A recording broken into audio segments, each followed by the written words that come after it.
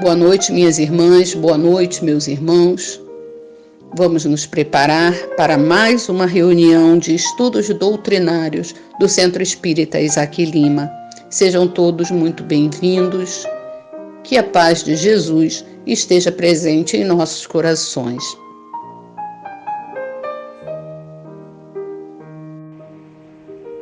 Setembro Amarelo. Todos pela vida. A propagação das ideias materialistas é o veneno que inocula em um grande número de pessoas o pensamento do suicídio. E aqueles que se fazem seus apóstolos assumem sobre si uma terrível responsabilidade. Com o Espiritismo, não sendo mais permitida a dúvida, o aspecto da vida muda. O crente sabe que a vida se prolonga indefinidamente além do túmulo, mas em outras condições, daí a paciência e a resignação que o afastam naturalmente do pensamento do suicídio. Daí, numa palavra, a coragem moral. O Evangelho segundo o Espiritismo, capítulo 5, item 16.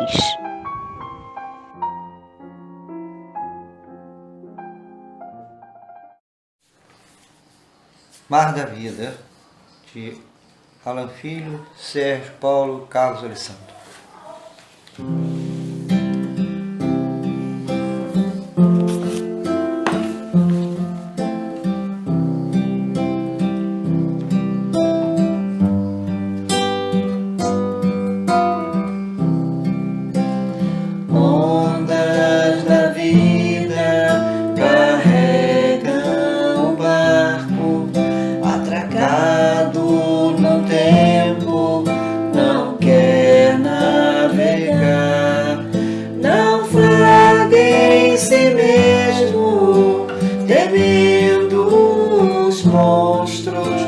Existem no mar.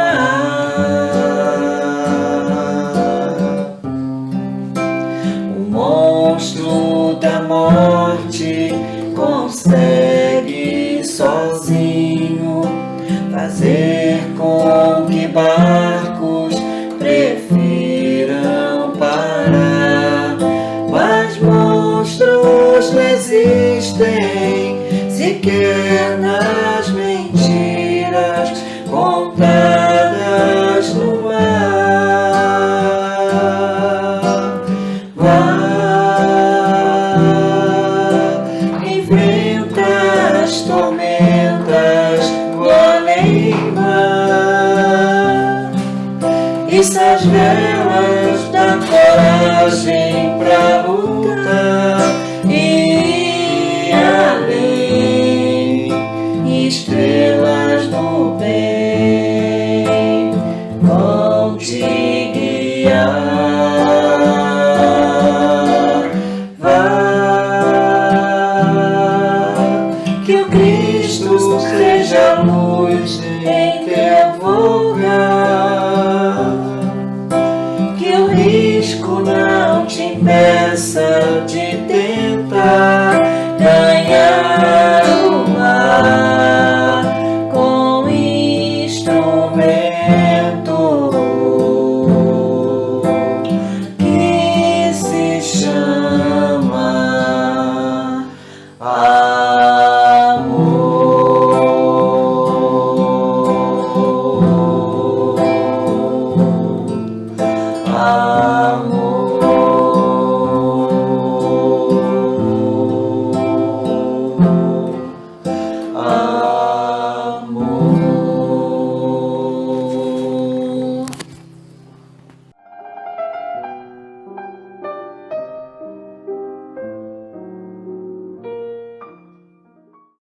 Do livro Justiça Divina, Psicografia Francisco Cândido Xavier, pelo Espírito Emmanuel, por nós mesmos. Quando a morte do corpo terrestre nos conduz à sociedade dos espíritos, muitas vezes somos cercados pelo amor puro a mergulhar-nos em divino clarão. Antigos afetos que o tempo não nos riscou da memória ressurgem de improviso, envolvendo-nos na melodia da aventura ideal. Amigos a quem supunhamos haver servido com algum pequenino gesto beneficente repontam do dia novo, descerrando-nos os braços, sorrisos espontâneos, por flores de carinho, desabrocham em semblantes nimbados de esplendor. Quase sempre, contudo, ai de nós, reconhecemo-nos no festival da alegria perfeita à afeição do lodo movente, injuriando o carro solar. Quanto mais a bondade fulgura em torno, mais nos oprime o peso da frustração. Temos o peito, qual o violino de barro, que não consegue responder ao arco das estrelas que nos tange as cordas desafinadas, e do coração, semelhante ao símbolo morto, apenas arrancamos lágrimas de profundo arrependimento para chorar. Lamentamos então as lutas recusadas e as oportunidades perdidas. Deploramos a passada rebeldia ante os apelos do bem que nos teriam conquistado merecimento e a fuga deliberada aos testemunhos de humildade que nos haveriam propiciado renovação. Sentimos-nos amparados por indivisíveis exaltações de claridade e ternura. No entanto, por dentro, carregamos ainda remorso e necessidade. É assim que nos excluímos, por nós mesmos, da Assembleia Gloriosa, suplicando o retorno às arenas do mundo, até que a reencarnação nos purifique nas aquisições de experiência e valor. Alma que choras na teia física, louva o tronco de sofrimento a que te encontras temporariamente agrilhoada na terra. Abençoa os espinhos que te laceram. Abençoa o pranto que te lava os escaninhos do ser. Executa com paciência o trabalho que a vida te pede, porque um dia os companheiros amados que te precederam na vanguarda de luz estarão contigo, em preces de triunfo, a desatarem-te as últimas algemas, de modo a que lhes partilhe os cânticos de vitória na grande libertação.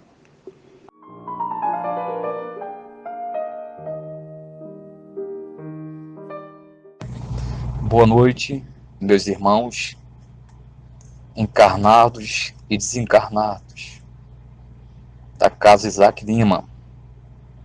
Que possamos, nesse momento, elevarmos nossos pensamentos ao Deus Pai, Criador de todas as coisas, ao nosso maior missionário, guia e modelo que a humanidade viu, Jesus, e a toda a espiritualidade amiga que aqui se faz presente. Continue, Pai, abençoando nossas reuniões de estudos doutrinários, e que a paz, a comunhão, a harmonia se faça presente nesta noite.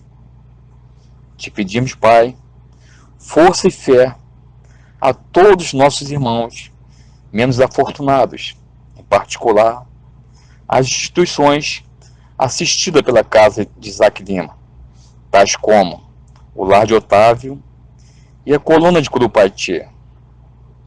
E que em breve, Pai, de corpo presente, possamos assisti-los em suas necessidades.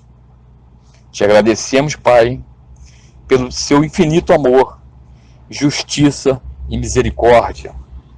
Que assim seja.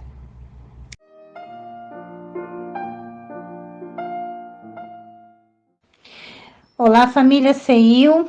Quem fala aqui é Jurnete Melo.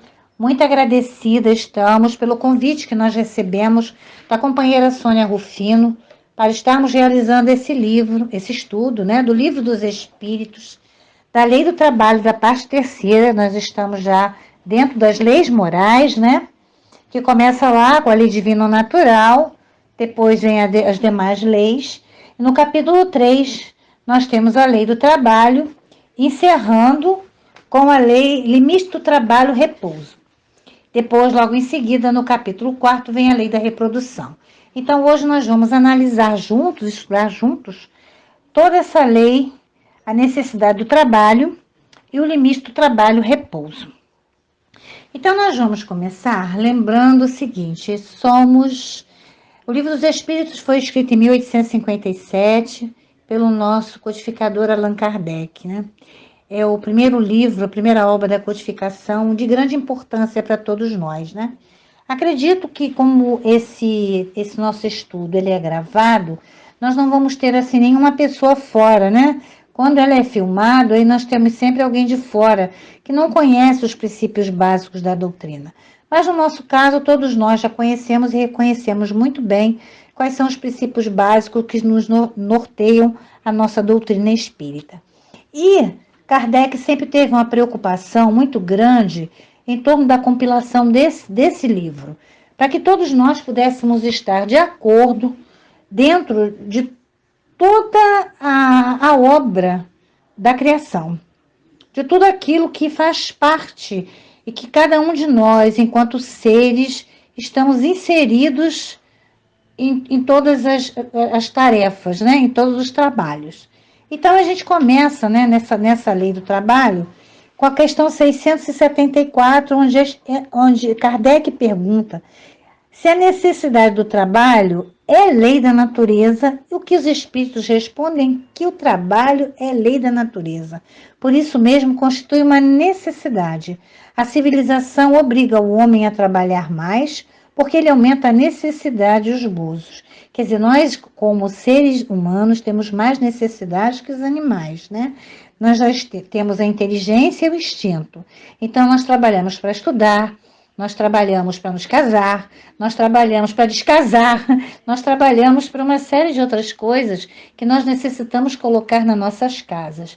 Mas esse trabalho, nós não podemos esquecer que dentro das leis divinas estão também as leis que regem as nossas relações com Deus. Então, nós também devemos ver como nós usamos essa necessidade de trabalho para a nossa orientação e melhoramento moral, né? Porque o trabalho constitui uma necessidade de todos os povos e de todas as civilizações. Todos nós necessitamos trabalhar, né? Ele não deve se fixar somente nas coisas materiais. A gente tem que lembrar também que somos espíritos imortais e, como tal, nós precisamos também trabalhar a nossa parte espiritual. E esse trabalho vem de que forma? Na oração, na irradiação, né? Nas orações que eu vejo vocês fazendo quando a gente ora uns pelos outros, na boa leitura, na observação do nosso companheiro quando já estamos na rua, observando aquele que está chorando, oferecendo um copo d'água, oferecendo a nossa mão àquele que cai. Tudo isso é trabalho. Tudo isso é trabalho. E na questão... aqui também tem um pedacinho que diz assim, pois esse é um trabalho, mesmo quem já se encontra fora das leis para trabalhar, né, mesmo os nossos idosos que já estão aposentados, eles não se furtam de poder ajudar, porque todos nós temos que ser úteis na obra da criação. Na questão 675, Kardec pergunta, por trabalho só deve entender as ocupações materiais? A espiritualidade responde que não. O espírito trabalha assim como o corpo. Toda ocupação útil é trabalho. E o que é uma ocupação útil? Além da ocupação material? É a prece, né? É esse momento onde nós nos colocamos à disposição para o aprimoramento da nossa alma. É não ter um momento ocioso, é ocupar o nosso momento com uma boa leitura, com um bom filme, com uma boa conversa com os nossos filhos, com nossa esposa, com nosso esposo, né? Esse momento que a gente se dedica a contemplar a natureza e a beleza da obra da criação, da qual nós deveríamos ser co-criadores, né? porque nós percebemos esse trabalho ativo nos nossos irmãos menores, que são os animais. Cada um trabalha dentro daquilo, das forças que lhes são oferecidas. A formiga carrega, não sei quanto, 100 vezes mais, vamos dizer assim, o peso que ela consegue suportar. Então a gente percebe a construção perfeita, as câmeras, né? A câmara lá dentro para alimento, a câmara dos ovos, onde fica a rainha. Então é toda uma arquitetura perfeita que os nossos irmãos menores nos ensinam. Então a nós também cabe, meus irmãos, não ser ociosos, porque toda ocupação útil é trabalho. Cuidemos das ocupações materiais, porém não nos esqueçamos do serviço de Deus, pela voz de Jesus que nos pede para praticar o amor. Isso Jesus nos pede. Na questão 676, por que o trabalho se impõe ao homem, né? Por que se estabelece, por que se fixa essa necessidade da gente trabalhar? Por ser uma consequência da nossa natureza corpórea. O nosso corpo não foi feito, meus irmãos, para ficar deitado. Nosso corpo foi feito para estar em movimento, em atividade. Se a gente ficar deitado, os nossos órgãos se atrofiam. Então, a gente precisa trabalhar para movimentar o nosso corpo.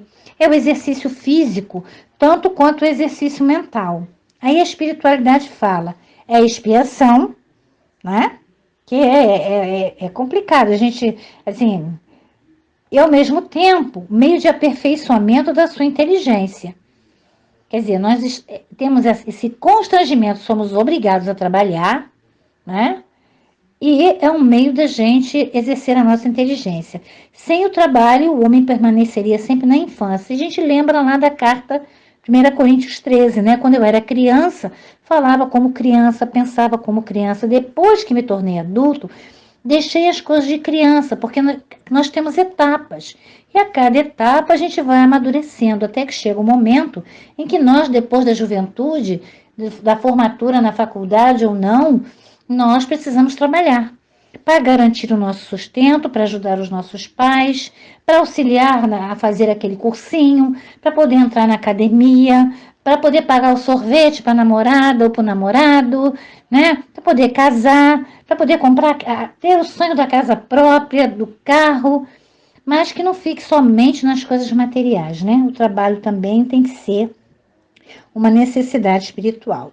E a espiritualidade continua, por isso é que seu alimento, sua segurança e seu bem-estar dependem do seu trabalho e da sua atividade. Ao extremamente fraco de corpo, ortúgor, Deus, a inteligência em compensação, mas é sempre trabalho. Aí é que a gente lembra daquele físico, né, o Steve Hopkins, que tinha aquele corpo onde nós achávamos que muitas pessoas devem ter pensado, não vai conseguir nada e conseguiu tudo. Tinha uma mente brilhante, porque nós, espíritas, reconhecemos que nós não fabricamos, nós temos um corpo, mas nesse corpo habita um espírito imortal, com capacidades de inteligência inimagináveis. Né? Nós vemos Chico com a sua simplicidade, mas com um conhecimento, uma bagagem e uma humildade adquirida encarnação e encarnação. E o Steve Hopkins, né, com toda a sua dificuldade, até parar de falar, ele criou um computador, um meio de se comunicar, né, para poder botar a sua inteligência a serviço do próximo. Então, meus irmãos, nós precisamos sempre lembrar que todos nós somos capazes de fazer isso. Eu recebi ainda agora um zap de uma amiga, onde uma senhora nasceu com uma deficiência muito, muito grande, né? Tetraplégica praticamente, numa cadeira de roda, e a mãe fala, você não vai conseguir casar, minha filha, coitada de você. E o médico dava 10 anos, sei que ela está com 87 anos de idade. Namorou, casou, noivou com o senhor, viveu com ele 50 anos, teve 6 filhos, desencarnou 2 e tem não sei quantos netos. Então ela estava falando sobre a vida dela. A beleza da simplicidade daquela criatura, e dizia assim, ninguém dava nada por mim, mas Deus e eu demos tudo por mim. Então nós fazemos a grande diferença na nossa própria vida quando a gente quer. executamos grandes coisas. A maternidade é uma grande coisa, a paternidade, Nossa Senhora, são missões maravilhosas, são trabalhos de Deus. Então, na questão 677, por que prover, por que abastece, né, a natureza por si a todas as necessidades dos animais? Tudo em a natureza trabalha, como nós falamos anteriormente. Como tu trabalham os animais, mas o trabalho deles, de acordo com a inteligência de que dispõe, se limita a cuidarem da própria conservação. Quer dizer, a formiga está trabalhando, mas ela está trabalhando para cuidar da sua comunidade enquanto formiga. Nós, além da inteligência, além do instinto, nós temos a inteligência. Os nossos irmãozinhos têm um instinto, então eles vão fazendo de acordo com aquilo que a capacidade deles é capaz de realizar.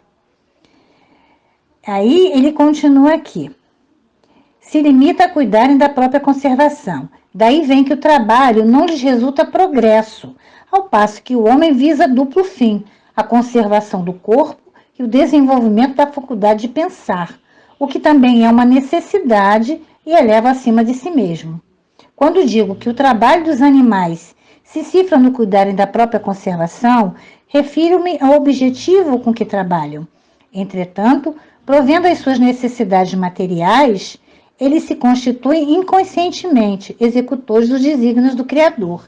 E assim, o trabalho que executam também concorre para a realização do objetivo final da natureza, se bem que quase nunca lhe descobrais o resultado imediato. Como eles evoluem, meus irmãos, eu não sei.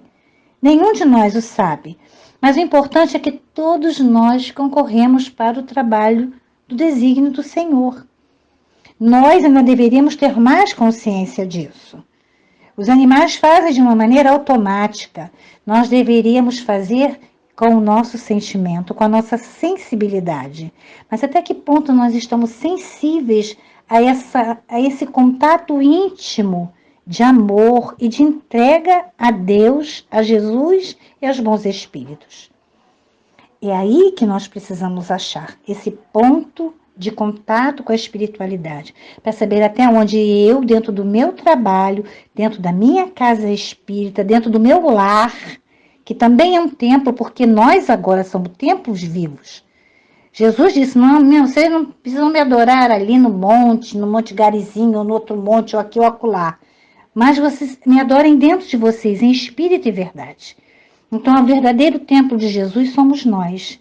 Então, vamos transformar esse altar que existe em nós num altar digno de sermos executores dos desígnios do Criador, como os nossos irmãos menores, como chama a São Francisco, né? Os nossos companheiros, os animais. Na questão 678, em os mundos mais aperfeiçoados, os homens se acham submetidos às mesmas necessidades de trabalhar? A natureza do trabalho está na relação com a natureza das necessidades. Quanto mais evoluído um espírito, ele vai trabalhar com coisas ainda mais elevadas. Aqueles espíritos que trabalham diretamente recebendo as orientações de Deus Nosso Pai, são espíritos construtores de elevada hierarquia. Basta a gente olhar um IP. O IP a gente replanta, mas quem criou o IP foi Deus. Quem executou, quem colocou dentro daquela semente toda aquela vida, todo aquele germe, toda aquela beleza, foi Deus. Nós podemos fazer mudas, nós não conseguimos fazer em si a planta. Então, em outros planetas, né, em outras situações, os nossos irmãos vão trabalhar de acordo com a sua evolução. Quanto menos materiais são essas, menos material é o trabalho. Então, é um trabalho que é executado na mente. É um trabalho que é executado junto ao fluido cósmico universal. É um trabalho executado com os construtores de Deus, de Jesus. Cristo elaborou todo o nosso orbe, participou de toda a construção. Quantos Cristos devem haver, né? Executando outras tarefas iguais, construindo outros mundos, outros orbes, né? E ele termina assim: mas não deduzais daí que o homem se conserva inativo e inútil.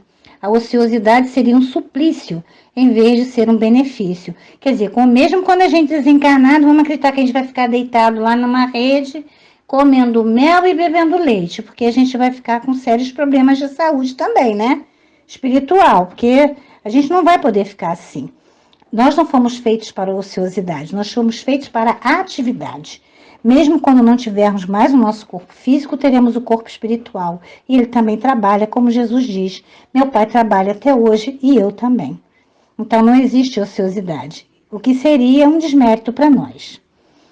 Na questão 679, achar-se-á isento da lei do trabalho o homem que possua bens suficientes para lhe assegurarem a existência do trabalho material. Talvez, não porém da obrigação de tornar-se útil, conforme os meios de que dispunha, nem de aperfeiçoar a sua inteligência ou a dos outros. Quer dizer, quando nós temos condições financeiras e temos uma empresa, percebemos ao nosso redor que temos muitas funcionárias mulheres. Vamos construir uma creche. Dentro dessa creche, as crianças dessas mães vão estar seguras e elas vão estar tranquilas. O trabalho vai ser executado com maior serenidade. Se nós temos as pessoas que trabalham nas nossas casas e vamos nos apercebendo que elas estão desacossoadas, meio tristonhas, procuremos saber o que está acontecendo. Às vezes é uma mãezinha que precisa de um remédio, é um filho que está adoentado. E se nós temos condições de ajudar, façamos nós a nossa parte. Porque ter dinheiro não significa, né, ter tudo. O próprio fundador da Apple, né, o Steve Jobs, ele li um texto esses dias na internet, ele dizendo que o dinheiro, ele compra coisas, mas ele não compra saúde, ele não compra amigos, não é?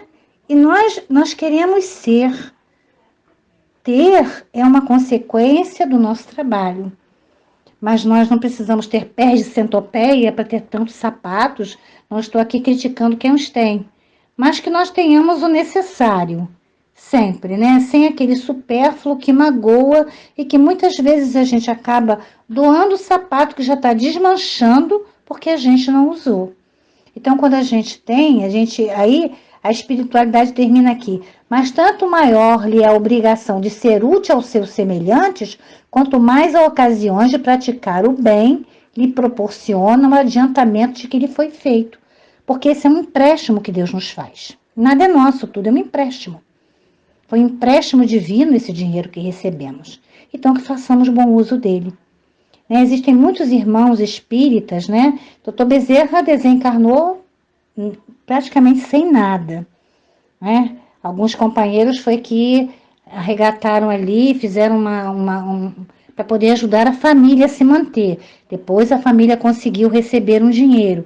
Existem companheiros que têm muito dinheiro e fazem grandes coisas, grandes obras sociais, não ficando com nada para ele. Exemplo disso a gente vê Chico Xavier, que podia ter ficado com bastante dinheiro, mas como ficaria a sua consciência? Como fica a nossa consciência diante disso? Então, a gente precisa parar e pensar. Na 680. Não há homens que se encontrem impossibilitados de trabalhar no que quer que seja e cuja existência é, portanto, inútil? Olha a pergunta. Deus é justo. E, pois, só condena aquele que voluntariamente tornou inútil a sua existência, porquanto esse vive às expensas do trabalho dos outros. Ele quer que cada um seja útil de acordo com as suas faculdades. Então, Deus, quando faz uma pessoa, quando traz um irmão com alguma necessidade especial, Ele quer nos despertar também para a nossa responsabilidade enquanto a esse irmão. Porque a inutilidade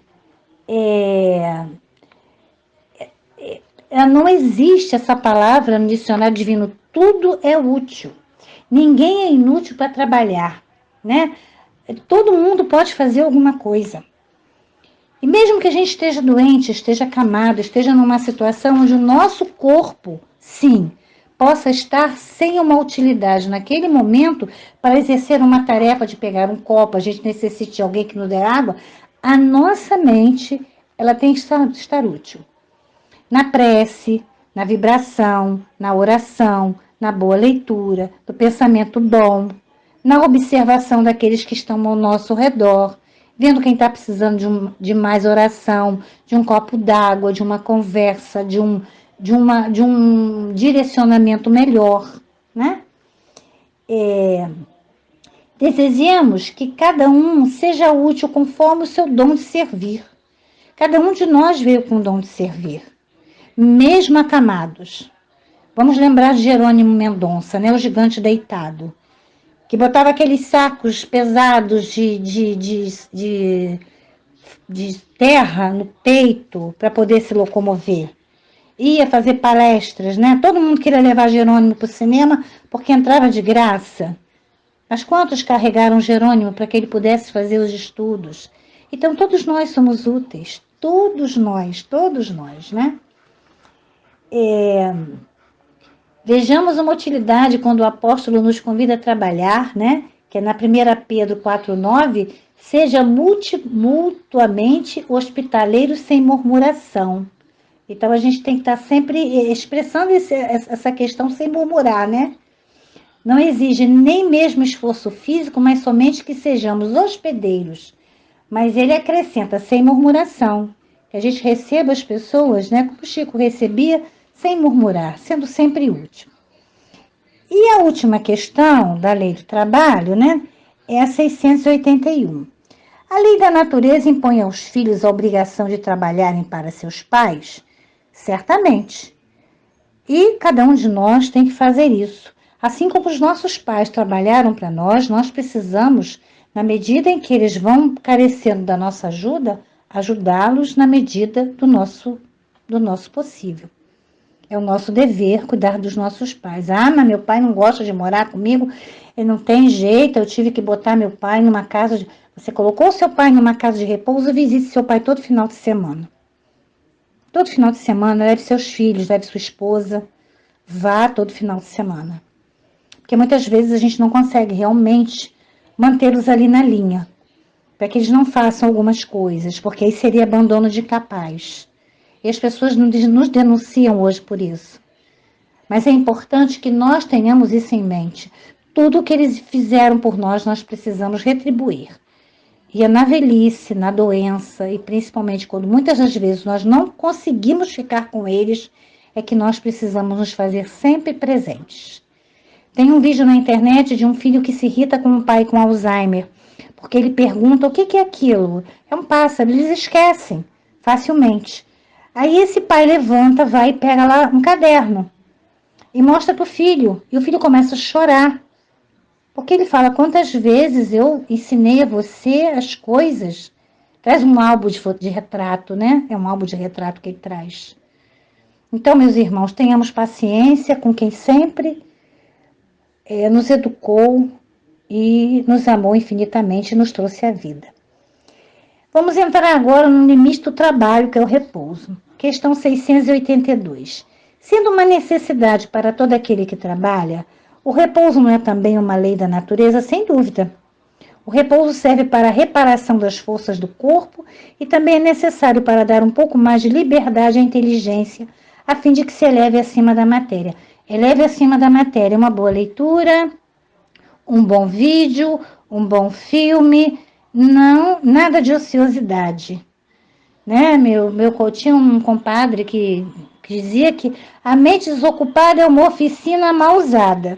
Então, precisamos direcionar essa mente do repouso para coisas que realmente vão fazer com que a gente descanse. Porque muitas vezes o trabalho é pesado, é puxado e a gente precisa descansar. Mas, dentro desse descanso, a gente não pode esquecer das leis divinas. De um bom teatro, se a gente tem condições, da boa observação da natureza, quando a gente não tem dinheiro, daqueles belos piqueniques que se faziam, né, lá na Quinta da Boa Vista, nos bons passeios culturais, quando a gente não pode pagar, tem muita coisa que é de graça, está sempre fazendo programa junto com os nossos familiares, que é muito importante. Se a gente não tem condições, a conversa com eles, né, o bate-papo fraterno, saber como os nossos filhos estão na escola, isso é tudo muito importante. Tudo isso é trabalho de grande importância. Não é só dar, mas é ser presente, é estar presente, é ser presente. Na questão 683, qual o limite do trabalho? O das nossas forças, até onde a gente conseguir.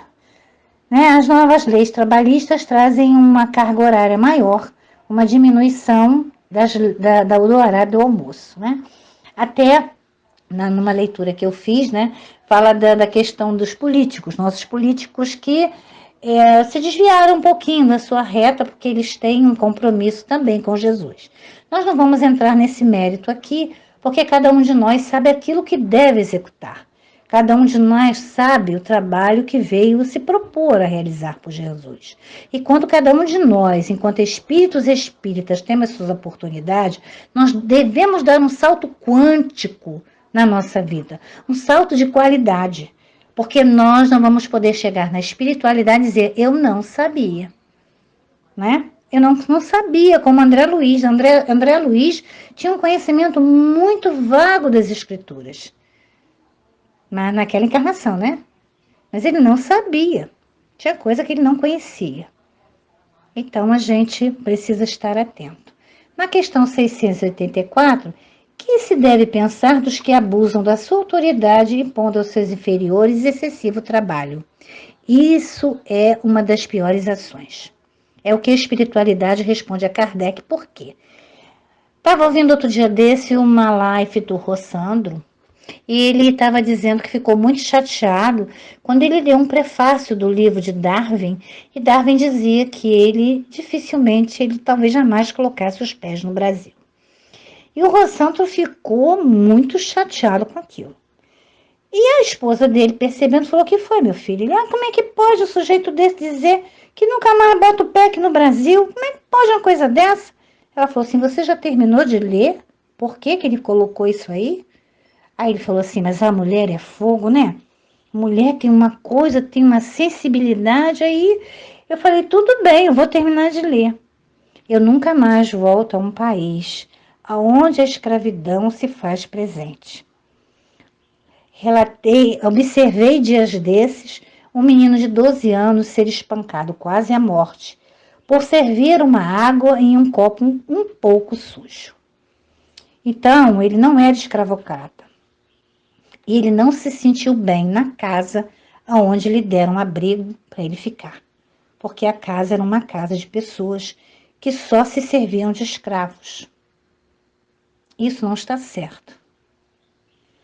Então, o que nós não desejamos para nós não podemos desejar para os outros. Vivemos numa cultura hoje onde muitas pessoas ainda fazem isso com outras pessoas vindas de outras regiões do país. Há bem pouco tempo atrás, dentro da pandemia, nós tivemos um caso desse descoberto. A pessoa vivia numa extrema pobreza, dentro de uma casa fechada, com pouca alimentação e um trabalho escravo. Crianças ainda trabalham assim. Então, nós não podemos usar máscaras diante dessas realidades quando a gente sabe. Porque nós seremos, a quem muito foi dado, muito será cobrado. Então a espiritualidade continua assim, todo aquele que tem o poder de mandar é responsável pelo excesso de trabalho que impunha aos seus inferiores. E nós não somos inferiores, todos somos iguais perante Deus, nosso Pai. E nós precisamos nos lembrar disso, inclusive nós espíritas, que muitas vezes possamos nos esquecer desse feito. Então, que a gente se lembre disso. É o Zé do centro, o mesmo Zé do centro tem que ser o Zé dentro de casa. Não adianta ele ser um ditador dentro de casa e ser um anjo no centro. Oi, meu irmão, meu amigo, meu amor. E dentro de casa, a mulher é uma escrava. Os filhos são seus vassalos. Não adianta. Nós temos que ser a mesma coisa na casa espírita, no nosso trabalho, na sociedade, em casa, onde estivermos. Essa conduta vai nos seguir para o resto da vida. E encerrando o nosso estudo, nós vamos para a questão 685. Tem o homem o direito de repousar na velhice? Sim, porque ele já trabalhou, já se aposentou e fez por onde conquistar esse descanso. Mas, se ele puder ajudar, fazendo touquinha, meinha, sapatinho, dando um pouco do seu trabalho na casa em que ele frequenta, maravilhoso. E tem uma subpergunta, mas que há de fazer o velho, né? Que ele diz velho, mas vamos dizer idoso, que precisa trabalhar para viver e não pode. O forte deve trabalhar para o fraco. Não tendo esse família, a sociedade deve fazer as vezes dessa. É a lei da caridade. Então, aqui, quando nós conhecemos algum idoso, nós vimos isso num grupo aí. Teve um grupo, não sei se foi o grupo do amigos do bem, que são vocês, né? Que tinha uma senhora de idade num colchão, não é isso? E se movimentaram e ela já está numa instituição. Belíssimo, belíssima atitude. Da pressa, desse socorro, né? Então, aqui a espiritualidade continua, né? Tem um adendo aqui. Não basta te diga ao homem que lhe ocorre o dever de trabalhar. É preciso que aquele que tem de prover a sua existência por meio do trabalho encontre que se ocupar, o que nem sempre acontece. Quando se generaliza a suspensão do trabalho, assume a proporção de um flagelo, que é o que nós estamos vivendo nesse momento, né? Com essa pandemia. Mas esse equilíbrio, dado seja possível, estabelece e sofrerá sempre intermitências, durante as quais não deixa o trabalhador de ter que viver. Há um elemento que se não costuma fazer pesar na balança e sem o qual a ciência econômica não passa de simples teoria. Esse elemento é a educação. Não é a educação intelectual, mas é a educação moral. Porque essa educação moral vai fazer-nos perceber que o outro é semelhante a mim, que as necessidades são as mesmas, que ele pode ser meu pai, que ele deve ter sido ou pode ter sido alguém muito importante para mim em outra encarnação. Então, meus irmãos, é chegado o nosso momento de dizer o nosso muito obrigado, né?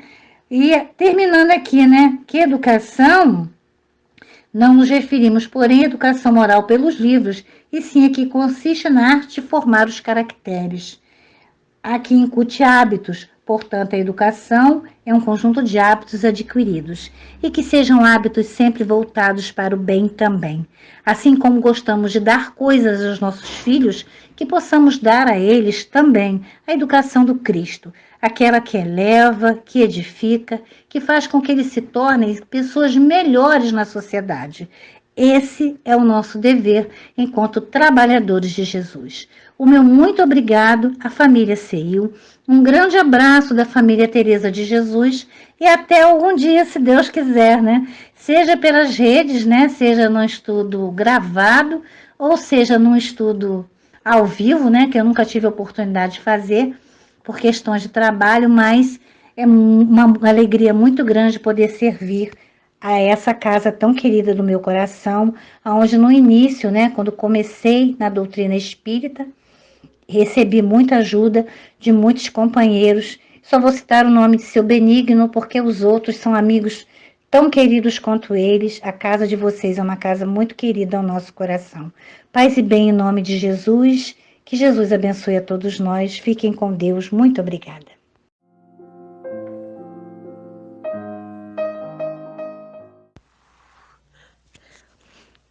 Nesse momento, fechemos os nossos olhos, vamos elevar nossos pensamentos a Deus. Senhor, agradecemos a oportunidade que nos concedes de estarmos aqui reunidos em Teu nome e em nome de Jesus. Que possamos colocar em prática os Teus ensinamentos no nosso dia a dia. Pai, pedimos Teu amparo e Tua proteção, para que tenhamos serenidade para superarmos as dificuldades e perseverança para não esmorecermos na nossa caminhada. Que assim seja, graças a Deus.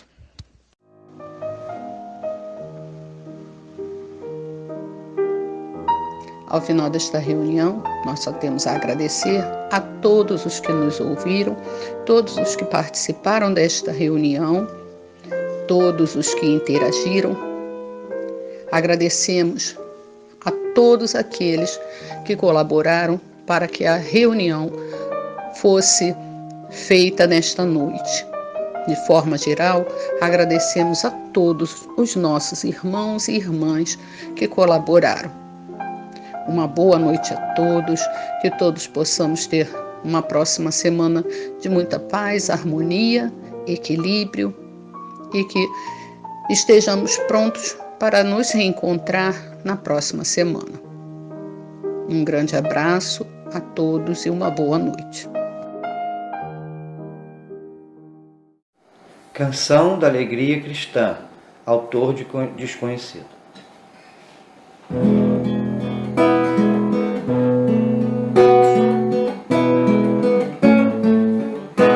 Somos companheiros, amigos, irmãos que vivem alegres pensando no bem.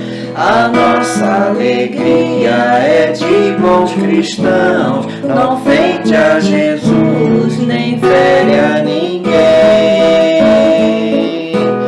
A nossa alegria é bem do Evangelho,